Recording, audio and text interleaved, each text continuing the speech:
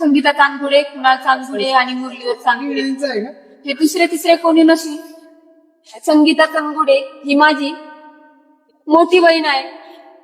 कुणाल माझा बहिणीचा मुलगा आणि तो माझा मेवणा आहे. आज त्या तिघांना गमावून आमची काय परिस्थिती आहे हे आम्हाला फक्त आम्हाला आणि आमच्या कुटुंबांना माहितीये. आज जेव्हा आम्ही सोशल मीडियावर सगळे जास्त व्हिडिओ बघितले गेले, आज आमच्या कुणालला जेवढ्या गोष्टीमध्ये बोलले जात आहे की फक्त मोबाईल न घेतल्यामुळे त्यांनी त्याच्या आई बाबांना जाण्यासाठी भाग पाडलं.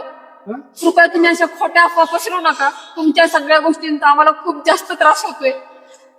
आज आम्ही त्या मोमेंटवर आहोत जिथं आज आम्ही आमच्या बहिणीची, मी माझ्या बहिणीची, माझ्या मुलाची, माझ्या मेवण्याची राग सोडून घरी चाललेलो आहोत.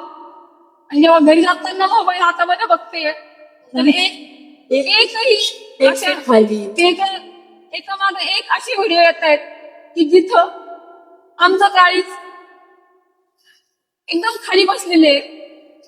तुम्ही तुमच्या मत मांडून टाकलेले व्हिडिओच्या मार्फतमध्ये. तुम्हाला काहीच माहित नाहीये, तुम्ही आम्हाला ओळखत नाही, काही नाही, तुम्हाला कुठल्या गोष्टीची सत्यता माहित नाहीये, तरी तुम्ही सगळ्या गोष्टी खोट्या पसरवत आहे. तुम्हाला माहित आहे का तुमच्या सगळ्या व्हिडिओंनी माझ्या आई वडिलांना किती त्रास होतोय. आज आम्ही 4 बहिणी आहेत. आमच्या वडिलांनी त्यांचं पहिलं लेकरू गमावलेलं आहे. तुम्हाला जर फोटो वाटत असेल तर इकडे बघा. ह्या माझी बहीण आहे, ही माझी बहीण आहे. आज आम्ही 3 बहिणी सारख्या झालो आमच्या मोठ्या बहिणीला. कृपया कुठले पण व्हिडिओ बनवताना थोडा विचार करा. त्यांचं कुटुंब माझं आहे, ते कुटुंब संपलं चांदगुड्यांचं, पण तिचं कुटुंब आहे मागं आणि आमचं जगणं खूप होतंय. आम्ही आमच्या मनस्थितीत नाहीये की आम्ही कसं पुढे जायचं, आम्हाला कसं सावरायचंय. आम्हाला सावरू शकत नाहीये या सगळ्या गोष्टींमधनं.